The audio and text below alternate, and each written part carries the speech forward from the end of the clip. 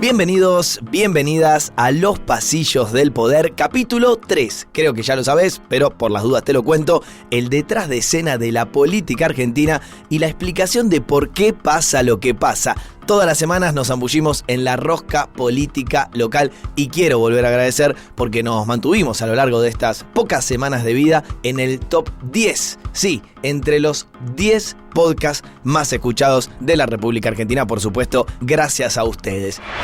¿De qué vamos a hablar hoy? Bueno, ya les dejo una venta bastante variada y picante.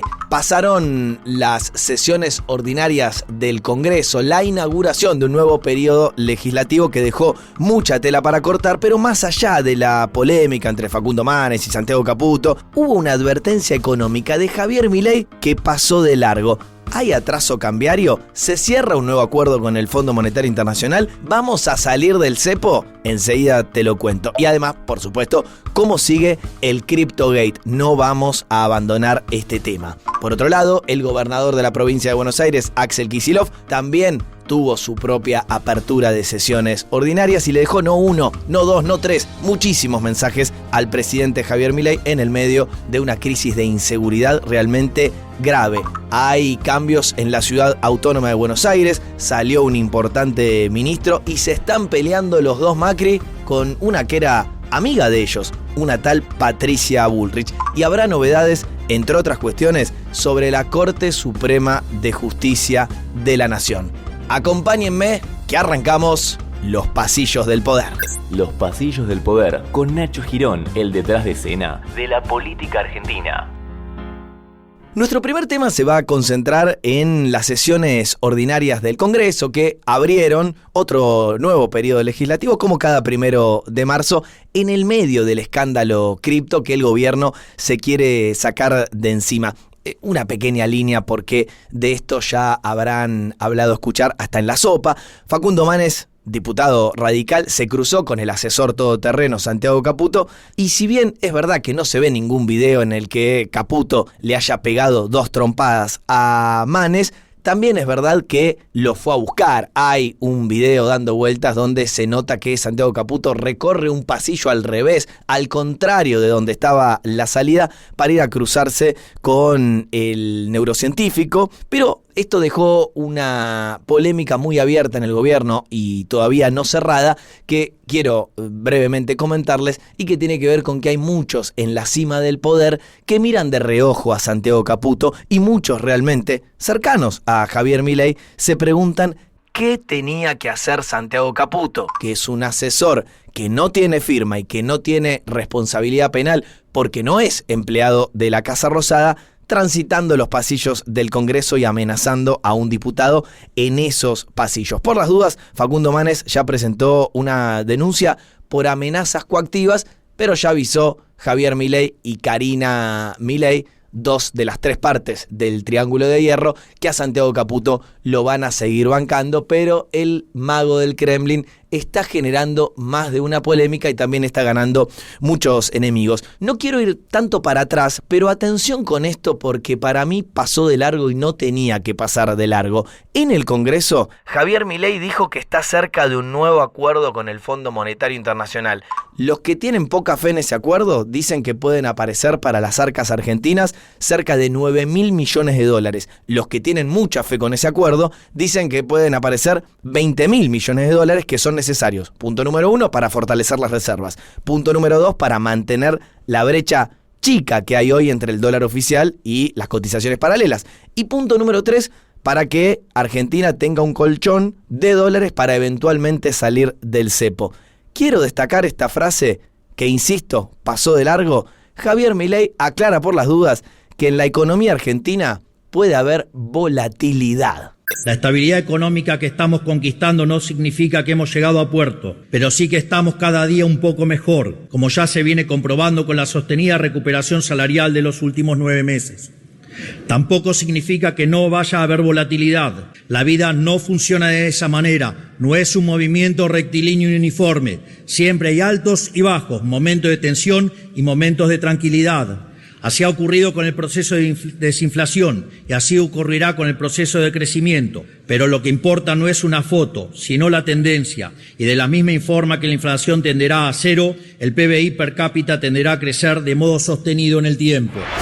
¿El presidente argentino estaba adelantando algo ahora que escuchaste estas palabras? Bueno, realmente nadie lo sabe, pero al menos quedan planteadas algunas preguntas, sobre todo cuando todo el espectro ideológico económico está diciendo que el dólar hoy está atrasado. Y cuando digo todo el espectro, es todo el espectro, desde Emanuel Álvarez Agis a Domingo Cavallo, desde el Citi como banco al centro cepa, desde la izquierda a la derecha. Hay realmente muchas dudas sobre este valor en la cotización de la divisa extranjera. Para profundizar en este tema tan importante, acá en los pasillos del poder, me fui a consultarle a dos especialistas que piensan distinto. Pero los dos son muy prestigiosos. ¿Son de los que piensan que la economía está bien y el dólar está atrasado y eso puede ser un problema? ¿O son de los que piensan todo lo contrario? El primer mensaje se lo mandé a Martín Rapetti, el director ejecutivo de una muy importante consultora como es Equilibra, además de investigador del CONICET. ¿Qué pensás, Martín?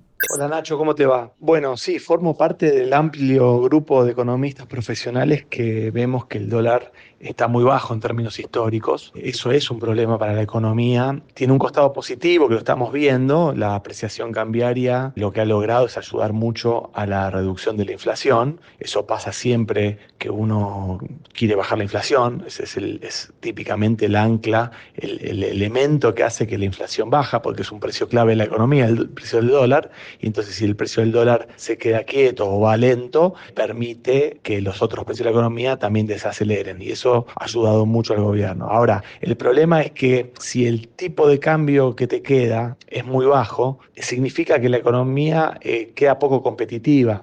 Esto significa que le cuesta mucho a la Argentina poder exportar y le cuesta mucho también a los productores argentinos competir con bienes importados, no necesariamente porque sean poco productivos, sino porque está demasiado artificialmente bajo el precio del dólar. Y eso es un problema productivo, pero también es un problema porque potencialmente en algún momento el gobierno tiene pensado levantar el cepo, y cuando levante el cepo, la pregunta que todos nos hacemos es si el dólar no va a subir y eso no va a generar inflación futura. Presumiendo que podía tener una visión completamente diferente a la de Martín, le mandé también una consulta a Antonio Aracre, que es economista y que es profesor de la Facultad de Ciencias Económicas de la UBA, además de ex CEO de la empresa de tecnología agrícola Syngenta. A ver, Antonio. Hola, Nacho. Mira, decir que la economía está bien es como muy presuntuoso porque después de 20, 30 años de postración y falta de crecimiento, obviamente que no estamos bien. Pero en el último año se ha avanzado mucho. Que el dólar esté atrasado o adelantado va a depender de a quién se lo pregunte. Si se lo preguntás a un industrial, seguramente te va a decir que está atrasado porque quiere diluir sus costos, en particular los salarios. Si se lo preguntás a un obrero o a un empleado, te va a decir que está bien porque si sabe que si lo devalúan, le bajan su salario en dólares. Así que yo lo que te diría es que la devaluación ha demostrado que no soluciona ningún problema de competitividad porque en muy poco tiempo eso pasa a precios y volvés al mismo estado en que estabas, y que si verdad queremos ser más competitivos tenemos que trabajar en reformas más estructurales, como bajar los impuestos con una reforma impositiva, bajar el costo laboral con una reforma laboral, solucionar el dilema previsional con una reforma previsional, mejorar la infraestructura, la logística, etc. Eso es lo que nos va a dar competitividad a largo plazo y no tocar el tipo de cambio. Ok, está en claro que para la economía en sus distintas aristas, el valor del dólar es realmente un valor polémico. Muchos se preguntan, con estos valores, ¿cuándo podemos salir del cepo? Es decir, cuando las empresas que trabajan en la República Argentina, ya sea de capitales nacionales o de capitales extranjeros, sobre todo los de capitales extranjeros, pueden sacar sus ganancias sin problema una vez que se levante precisamente este cepo cambiario. A ver qué me dice Rapetti sobre la salida del cepo. La salida o no del cepo tiene muchas aristas. La principal es cómo se resuelve el acuerdo con el fondo, ¿no? Esa es la clave. El fondo seguramente va a pedir algún relajamiento del cepo, no una salida abrupta, y hay que ver en esa escala de grises cuánto es lo que se relaja el cepo en la firma del acuerdo con el fondo. Ahí está la clave y es lo que vamos a tener que mirar en estos días. Gracias, Martín, aunque no sé por qué pienso que Aracre va a ser un poco más jugado. ¿Sale el gobierno del cepo antes o después de las elecciones, Antonio? Va a ser en abril y te explico por qué. Es el mes que más le conviene al gobierno, es el que está más alejado de las elecciones y es donde más puede incentivar al agro para que acelere y concentre al máximo en el primer semestre la liquidación de las exportaciones, lo cual le da un nuevo colchón de dólares para amortiguar el tiempo que necesita para seguir bajando el riesgo país, llegar a los 400 puntos cerca de medio de año y evitar recurrir a las reservas para rolear nuevas deudas del segundo semestre. Apa, yo también me sorprendí. Vamos a anotar esa fecha por las dudas y a ir contando qué tan cerca o qué tan lejos estamos de la salida del famoso cepo. Dentro de este gran tema, que tiene que ver con la actualidad del gobierno nacional, hay que hacer una actualización necesaria sobre cómo está el escándalo cripto. El gobierno, lo decía al principio, se quiere sacar de encima esta controversia por la criptomoneda Libra, gracias, ustedes lo saben, pero nunca está de más repetirlo, a que Javier Milei publicó el 14 de febrero de este 2025 cómo invertir en esa criptomoneda, poniendo hasta específicamente lo que se llama token para comprar algunos borlacos. Mucha gente invirtió y también mucha gente después terminó perdiendo mucho dinero, aunque también hay que decir que hay unos poquitos que ganaron. Bueno, por un lado avanza la causa que tiene en Comodoro Pi el fiscal federal Eduardo Tayano. Está analizando los registros de llamadas para establecer cruces telefónicos posibles entre los principales implicados en el lanzamiento de la moneda virtual Libra. Se los he nombrado a todos, pero basta mencionar a Highland Davis, a también Julian P., o a Mauricio Novelli, Manuel Terrones Godoy, Sergio Morales, los 5 que andaban dando vueltas alrededor del presidente, y ahora quiere saber este fiscal federal, apoyándose en la Dirección de Asistencia Técnica a la Investigación Penal, si se llamaron entre ellos en las semanas o los meses anteriores al lanzamiento de Libra a través de un tuit de Javier Milei, porque recuerden, sin ese tuit no hubiera habido negocio. Ya hubo realmente decenas de oficios que repartió el fiscal federal Tayano para conseguir registros oficiales de audiencias entre Milei y todos estos involucrados, y además también pedidos al Banco Central sobre la normativa que dictó específicamente para las criptomonedas. También hubo oficios a la Comisión Nacional de Valores para ver si los investigados vienen operando o no en el mercado formal, y se le pidieron distintos datos a la Inspección General de Justicia. Entre los posibles delitos cometidos que investiga la justicia federal figuran el fraude, el cohecho y el tráfico de influencias. Es decir, no estamos hablando de algo simple. Y todo esto que les estoy contando sucede en los mismos días en los que una investigación del prestigiosísimo y archiconocido medio estadounidense The New York Times reveló que hay cada vez más empresarios del mundo de las criptomonedas que están admitiendo que recibieron pedidos de dinero para reunirse con Javier Milei. Con esto, por supuesto, no estamos diciendo que era el propio presidente argentino el que cobraba por sus audiencias, pero si no fue así, a alguien o a algunos cercanos a él cobraban para verlo. Ojo, por supuesto, con esta situación, porque si se suma a las investigaciones anteriores, puede terminar generándole un dolor de cabeza muy grande al oficialismo. En entrevista esta semana con el canal argentino La Nación Más, de todas maneras, dijo Javier Milei que todo esto que les estoy contando, sobre todo lo último, lo del New York Times, son rumores de peluquería. Parece un conjunto de chimento de peluquería de despechadas. ¿Por qué? Vamos a la sustancia. Un problema de terceros con terceros no es un problema mío. ¿Está claro, no? No es un problema mío. No es un problema mío ni de mis funcionarios. O sea, es un problema de terceros con terceros. O sea, en el caso de que hubiera sucedido. Exactamente. De hecho, la propia nota son todos condicionales, o sea, se cuidan bien porque no deja de ser chimentos de peluquería. Lo último que les cuento sobre el escándalo Libra tiene que ver con que los diputados nacionales de la coalición cívica, Mónica Frade y Maximiliano Ferraro, presentaron una denuncia penal contra Karina Milei, contra la secretaria general de la presidencia, porque consideran que cometió delito de cohecho, de tráfico de influencias, y también infringió la ley de ética pública porque consideran que si ella es la que abre y cierra las puertas del poder, no podía no saber que eventualmente se cobraban audiencias para ver a Javier Milei. Y una más, ya que la estoy nombrando a Karina. Inesperadamente viajó a Canadá para asegurar inversiones mineras. Claro, como contaba al inicio de los pasillos del poder, el gobierno argentino necesita inversiones que por ahora no están llegando. Pero la curiosidad es que no solo viajó, habló en el Metro Toronto Convention Center de Canadá diciendo que justamente Argentina es cada vez mejor un lugar para invertir. Escúchala, porque puede haber algunas inversiones dando vuelta que le vendría muy bien a nuestro país en plata, en oro, en cobre, en lugares como Neuquén, San Juan o Salta. A ver, Karina. En la Argentina hay una nueva época. Hay un antes y un después. En la Argentina ahora podemos ver una economía acomodada, estable, creciendo. Y también podemos ver la ley Riggi, que creo que es lo que nos trae hoy acá, donde podemos decir que le podemos dar seguridad jurídica y reglas claras a los inversores. Algo que hace muchos años no ocurría en la Argentina.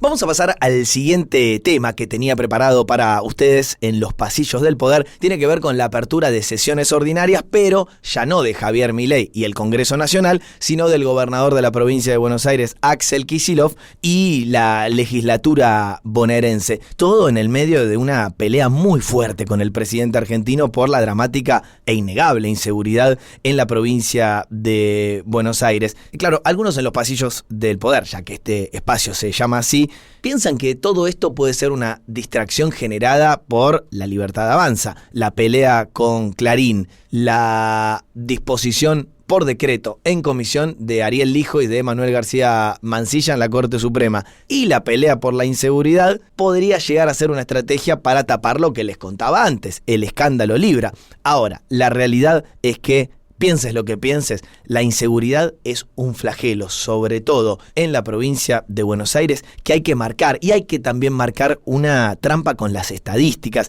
Las cifras que publica, y síganme con esto, el Ministerio de Seguridad bonaerense, están mostrando efectivamente que la tasa de homicidios dolosos el año pasado, en 2024, fue de 3,2 por cada 100.000 habitantes. Esto marca un descenso bastante importante, sobre todo desde las cifras que se vienen dando desde el año 2019, cuando Axel Kicillof asumió su primer mandato. Claro, en 2024 el número total de homicidios fue 532. Esto representa una disminución del 4,6% en comparación con los 558 casos de 2023. ¿Los mareé con las estadísticas? Bueno, préstenme atención, porque lo que quiero marcar es que efectivamente, al menos según los números oficiales, la cantidad de homicidios ha descendido, pero creo que la trampa del gobierno bonaerense es mezclar todo con todo, es decir, no desagrega las estadísticas, compara la inseguridad que hay en lugares como Pehuajó, por citar un pueblo chico de la provincia de Buenos Aires, con Moreno, por citar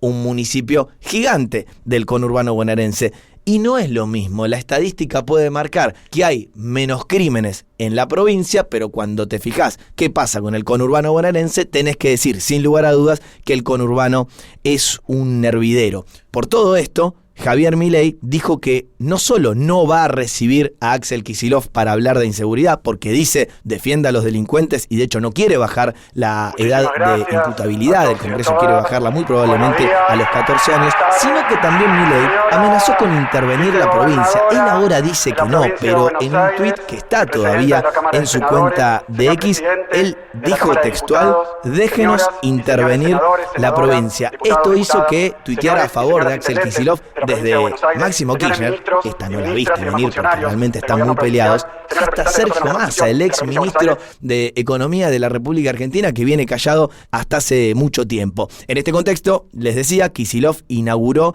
sus sesiones en la legislatura y habló largo, muy a lo Kicillof, cerca de 2 horas. Fíjate, arrancaba de esta manera. Muchísimas gracias a todos y a todas. Buenos días. Buenas tardes. Señora vicegobernadora de la provincia de Buenos Aires y presidenta de la Cámara de Senadores, señor presidente de la Cámara de Diputados, señoras y señores senadores, senadoras. ¿Te pareció largo? No, pará. Eso fue el saludo nomás. No, porque siguió hablando un montón. Escucha. Primero, algo fuera de programa, y creo que Todos los que transcurren parte de su vida acá en La Plata lo habrán visto, habrán notado que agradecer al intendente de La Plata, Julio Black, porque La Plata que hizo era la universidad, Bueno, basta, nos ponemos serios. Kicillof realmente le dijo de todo al presidente y dedicó muchos de los minutos, de las 2 horas que habló ante la legislatura bonaerense para destacar que piensa todo lo contrario a Javier Milei en prácticamente todas las índoles que uno pudiera analizar. Y desde ya marcó serias diferencias en el tema que les venía contando, en la inseguridad. el presidente ahora dice que no quiso decir lo que dijo. Peor, que lo dijo, pero que no estaba interiorizado en el tema. No sé qué es peor, si haber realizado la amenaza o hacerla y luego recular. No se puede, presidente, ser impune, cínico e irresponsable. ¿Hubo anuncios entonces en materia de seguridad? Sí, hubo anuncios. Kicillof dijo que va a asignar 170.000 millones de pesos para mejorar el equipamiento y la protección ciudadana, vinculada sobre todo con la policía de la provincia de Buenos Aires, que va a comprar 800 nuevos patrulleros y que va a crear 15 nuevas bases de fuerzas especiales en distintos puntos de la provincia, sobre todo del caliente conurbano bonaerense. Les prometo, vamos a seguir de cerca estos números para ver si cumple o si no se está chamullando como muchos de los políticos en Argentina. Una última bonaerense, si me permiten, es que llamó mucho la atención que ante el regreso de las clases en la provincia de Buenos Aires, la más poblada de la República Argentina, el encargado del área, que es Alberto Silioni, especialista en educación, dijera que si alguno de los gremios de la provincia paraba en el inicio de las clases, le iban a descontar los días a los maestros que no fueran a laburar. ¿Te suena? Bueno, sí, parece una medida más libertaria que peronista. Por eso me saqué las ganas y le pregunté a Alberto Silioni, ¿qué onda? Si la medida que trascendió de descontarle el día a los docentes que eventualmente pararan en el inicio de las clases es cierta y correcta, ¿le copiaron una medida a Javier Milei? No, hace rato, Nacho, que nosotros tenemos este temperamento. Cuando no es un paro, está llamado oficialmente desde el gremio, desde la conducción del gremio. Ahí les descontaban. Se descuenta, pero no es nuevo, pero, Nacho. ¿Esto lo han aplicado en otras oportunidades? Sí. Porque digo, habrás leído en redes sociales que era, bueno, mileísmo en la provincia de Buenos Aires. Usted sabe que las redes tienen casi una vida propia, ¿no? Por eso tanto el Ministerio de Trabajo de la provincia como nuestra Dirección General de Escuelas recordó hace varios años nosotros venimos descontando los paros. Siguiente tema, dejamos la provincia y nos concentramos en la ciudad autónoma de Buenos Aires. Jorge Macri, el alcalde porteño, decidió en los últimos días reemplazar al ministro de Seguridad, Waldo Wolf, y lo puso al ex jefe de, ¿se acuerdan? La Policía Metropolitana, también porteña, que se llama Horacio Alberto Jiménez, que en algún momento fue procesado por un desalojo muy violento en el Hospital Neuropsiquiátrico Borda, pero después fue sobreseído. Lógicamente se dijo que la salida de Waldo Wolf no era formalmente un despido, sino que lo van a poner, aunque esto todavía no está confirmado, como jefe de la campaña para las elecciones locales en la ciudad de Buenos Aires. Yo me pregunto si lo van o no a poner, porque que haya un jefe de campaña o eventualmente un candidato para la legislatura porteña que acaba de salir por la puerta de atrás del Ministerio de Seguridad local es realmente raro. Pero también agarré mi WhatsApp y le mandé un mensaje a Waldo Wolf para ver cómo se tomó esta salida. Hola Nacho, estoy muy bien, dispuesto a seguir trabajando donde me toque, hace muchos años que hago política, he estado en la sociedad civil, en el llano, 2 periodos de diputado, 1 año de vocero, y después de 15 meses donde pasaron muchas cosas, tuvimos la menor cantidad de homicidios en la historia, sacamos los manteros, sacamos los piquetes, y también tuvimos la problemática de los presos, que es muy compleja. Así que dispuesto a, por supuesto, apoyar a quien me suceda, a la fuerza policial, al gobierno de la ciudad, al PRO, y ahí estaremos trabajando para seguir defendiendo nuestros valores. Bueno, por supuesto dice sin decir nada y habrá que confirmar con el pasar de la semana si tiene un rol preponderante o le espera otro rumbo en la política de la Ciudad Autónoma de Buenos Aires. Mientras todo esto pasa, por supuesto, el tema más candente en territorio porteño tiene que ver con estas interminables fugas de presos de comisarías de la Ciudad de Buenos Aires. Dice Jorge Macri, y está muy plantado en esta situación, que la mayoría de los presos de la ciudad en realidad tendrían que estar presos en cárceles federales. A ver, Jorge. El problema de los presos de la ciudad no se soluciona con un cambio de ministro. El problema de los presos en la ciudad es responsabilidad del Servicio Penitenciario Federal, algo que la ministra Patricia Bullrich no desconoce. Lo decimos con mucho respeto. Salió a bancar a Jorge Macri, Mauricio Macri, el primo, por supuesto, del jefe de gobierno de la Ciudad Autónoma de Buenos Aires y el expresidente de la República Argentina, que dijo textual en su cuenta de X que los casi 27.000 policías que tiene la ciudad tienen que estar al servicio de cuidar las calles y los porteños, no a los presos. Y agregó, el Ministerio de Seguridad Nacional y el Servicio Penitenciario Federal tienen que cumplir con su responsabilidad. La ciudad, dice, está para ayudar, pero las comisarías no son cárceles. ¿Y quién apareció? Patricia Bullrich, sí, la ex amiga de Mauricio Macri y la ex candidata del espacio amarillo PRO para presidir la República Argentina, ya no quiere saber nada con algo que huela al apellido Macri, y de hecho escribe también en su cuenta de X, cuando no, Macri, Mauricio, el país requiere que ustedes dejen de pensar en sus intereses particulares y usar la ciudad de botín. Y ojo con esto que les dice muy fuertes, imagínenselo por supuesto con la voz de Patricia, que a mí no me sale nada bien. Se quedaron con la policía, se quedaron con la cárcel de Devoto, pero pretenden que el resto del país les banque los presos. La cárcel que se comprometieron a terminar en Marcos Paz tenía que estar lista en 2020, pero 5 años de desidia y 2.000 presos hacinados después vienen a pedirme que me los lleve. No hay que ser especialista, por supuesto, en política porteña para darte cuenta que entre ellos, entre los amarillos, entre los del PRO, está todo recontra mal. Y quiero contarles un tema más que se vincula con la justicia y muy particularmente con la Corte Suprema.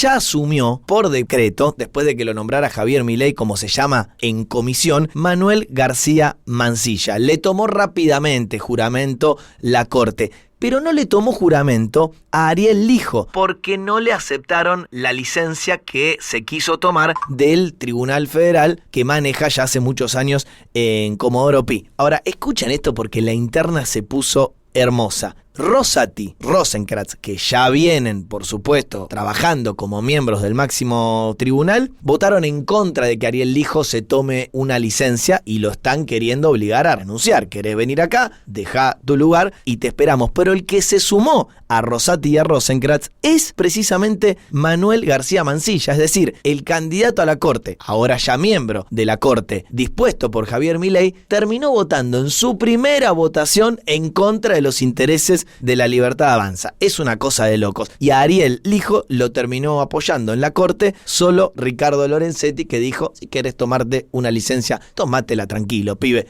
Pero de todas maneras, esto no alcanzó. Ariel Lijo no puede asumir en la Corte Suprema sin renunciar antes al cargo que tiene en la Justicia Federal. Es lo que dijo este fallo de la Corte, pero el juez federal ya hizo saber, y yo hablé con bastante gente de su juzgado, que no piensa renunciar a su cargo y que eventualmente entonces va a esperar la aprobación del Senado. Acá lo he contado, pero vale la pena repetirlo en una línea. Lo que dice Ariel Lijo es que su nominación para la Corte Suprema es bastante endeble porque el gobierno usó para ponerlo en el máximo tribunal un decreto que está a tiro de caerse en cualquier momento si se junta una mayoría opositora en algún momento en la Cámara Alta, y por eso dice: yo de mi juzgado no me voy nada, a ver si no me terminan aprobando el pliego y me quedo afuera de la Corte Suprema y también afuera de Comodoro Pi y termino quedándome sin ningún trabajo. Vamos también a ir siguiendo los pormenores justamente de esta novela, porque no estoy exagerando, es una verdadera novela, a ver si la Corte Suprema se termina conformando como corresponde, como dice la Constitución, con no 3 miembros ni 4 como ahora, sino finalmente con 5. Les digo una cosa, porque esto puede cambiar de momento a momento. Así que por las dudas yo les voy a grabar una versión alternativa, como si hubiera pasado todo lo contrario y de repente se arregla la Corte Suprema y Ariel Lijo termina jurando en el máximo tribunal. Poneme la música de Crónica, por favor. Último momento, hubo acuerdo en la Corte Suprema. Ariel Lijo ya es el 5º miembro del máximo tribunal y está todo bien entre los cortesanos. Por las dudas, me cubro, porque vieron cómo es la actualidad argentina. Y así llegamos al final del capítulo 3 de Los Pasillos del Poder, el detrás de escena de la política argentina y la explicación de por qué pasa lo que pasa en nuestras redes sociales y por supuesto contactándome a través de @Nacho Girón. Me pueden hacer llegar dudas, consultas y sugerencias de algunos temas que quieran que desarrollemos más tarde o más temprano. Gracias por acompañarnos, a seguir moviendo y recomendando este podcast y nos vemos la semana que viene.